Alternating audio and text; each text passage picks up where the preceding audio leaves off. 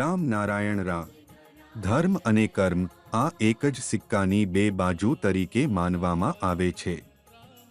ઘણા લોકો કહે છે કે અમારું કર્મ જ અમારું ધર્મ છે, જ્યારે કેટલાક લોકો આ પણ કહે છે કે ધર્મની રક્ષા કરવી એ શ્રેષ્ઠ કર્મ છે. અમારા મહાગુરુ બાલક બ્રહ્મચારીજી આ વિષય પર શું કહે છે?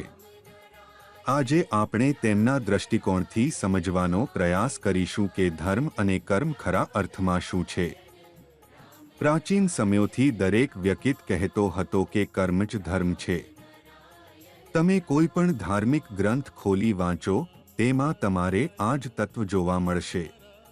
અમારા મહાગુરુ બાલક બ્રહ્મચારીજી કહે છે કે કર્મ કોઈ મનુષ્ય નથી કરે, પરંતુ કર્મ આપણી સર્જના દ્વારા થાય છે, જેને આપણને અહીં મોકલ્યું છે, આપણને જન્મ આપ્યો છે. એટલે આકાશ અને પ્રકૃતિ છે. અમે આમાંથી ઉદ્ભવ્યા છીએ. માનવને આજના જે બધું છે તે બધું આકાશ અને પ્રકૃતિની દીક્ષામાં છે. આકાશ, પૃથ્વી, જલ, વાયુ અને ઊર્જા આ પંચભૂતોથી બધું બની છે. જો આ ન હોય તો આપણે શ્વાસ કેવી રીતે લેશે, જીવંત કેવી રીતે રહીશું? તેથી કર્મ જે છે તે બધું આ તત્વો દ્વારા થાય છે. મનુષ્ય તો માત્ર વિચારો કરે છે, સિદ્ધાંતો પર ચાલે છે. ધ્યાન એ એક પ્રકારની ધ્વનિ ઊર્જા છે, જે આપણા શરીરમાં વસેલી 50 ટ્રિલિયન આત્માઓને ઊર્જા આપે છે, જેનાથી અમારા શરીરને મજબૂતી મળે છે, જીવન મળે છે, વિચારતા અને સમજતા શક્તિ વિકસિત થાય છે. હવે ઘણા લોકો આ જાણવા માંગતા હશે કે આ ધ્વનિ ઊર્જા ક્યાંથી આવે છે. તો આ ધ્વનિ ઊર્જા પ્રકૃતિમાંથી આવે છે. આથી પ્રકૃતિ, આ સર્જના અને આકાશ, બ્રહ્માંડ એ બધું છે. એ જ આપણને જીવન આપે છે, આપણાથી કર્મ કરાવે છે. જ્યારે તમે રામ નારાયણ રામ મંત્ર સાથે જોડાવ છો, ત્યારે તમે આખા બ્રહ્માંડને સ્મરણ કરશો.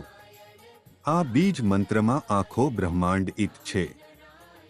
આજના સમાજે ઘણું આગળ વધ્યું છે. સમાજ વધુ સમજદારી ધરાવે છે. દરેક વ્યક્તિ, વસ્તુ, વૃક્ષો, પાંદડા દરેકનો દરેક રોજ, દરેક ક્ષણે વિકાસ થઈ રહ્યો છે. તેથી માનવને માત્ર અને માત્ર આગળ વધવું જોઈએ. પ્રગતિ કેવી રીતે થઈ શકે, વિકાસ કેવી રીતે થઈ શકે, સફળતા કેવી રીતે મેળવી શકાય, આ બાબતો પર વિચારવું જોઈએ. માનવને આજ જે બધું છે તે બધું આકાશ અને પ્રકૃતિની દીક્ષામાં છે. આકાશ, પૃથ્વી, જલ, વાયુ અને ઊર્જા આ પંચભૂતોથી બધું બની છે. જો આ ન હોય તો આપણે શ્વાસ કેવી રીતે લેશે, જીવંત કેવી રીતે રહીશું? તેથી મનુષ્યએ વિચારણા કરીને પ્રકૃતિના સિદ્ધાંતો પર ચાલવું જોઈએ. આકાશે પ્રકૃતિની રચના કરી, સર્જનનો નિર્માણ કર્યો અને સર્જનથી જ આપણે બધા છીએ. આ બધું એકબીજાથી જોડાયેલું છે. આ બધાથી આપણને ઊર્જા મળે છે, આપણા ચૈતન્યનો ઉત્તેજન થાય છે, આપણા વિવેકનો નિર્માણ થાય છે.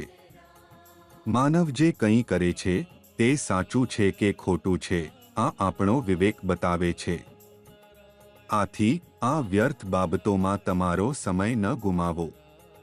એકબીજાને નીચું ન બતાવો. માલિકીના હક સ્થાપિત ન કરો. માત્ર આકાશના નિયમો અનુસાર ચાલો, પ્રકૃતિના સિદ્ધાંતો પર અમલ કરો અને રામ નારાયણ રામ સાથે જોડાઓ. તમારું જીવન ધન્ય થશે. તમે સકારાત્મક વિચારોના ધણી બનશો. જીવનમાં યોગ્ય નિર્ણય લઈ શકો છો. અમે બધા આ વિશાળ બ્રહ્માંડ, ગેલેક્સીનો વૈશ્વિક પરિવાર છીએ, જે બ્રહ્માંડથી ઉત્પન્ન થયા છે. અસંખ્ય ગ્રહો, તારાઓ, જીવજંતુઓ, છોડો, પશુઓ, પરમાણુઓ અને અણુઓ આ બધા પદાર્થ અહીં જીવંત છે. તમામમાં ચેતના છે અને બધા સર્જનાત્મક છે. બ્રહ્માંડ કોઈને પણ બહાર નથી પાડતું. બ્રહ્માંડ પોતે રામ નારાયણ રામ બ્રહ્માંડ છે. એમાંથી અસંખ્ય ગ્રહો અને તારાઓ ઉત્પન્ન થાય છે.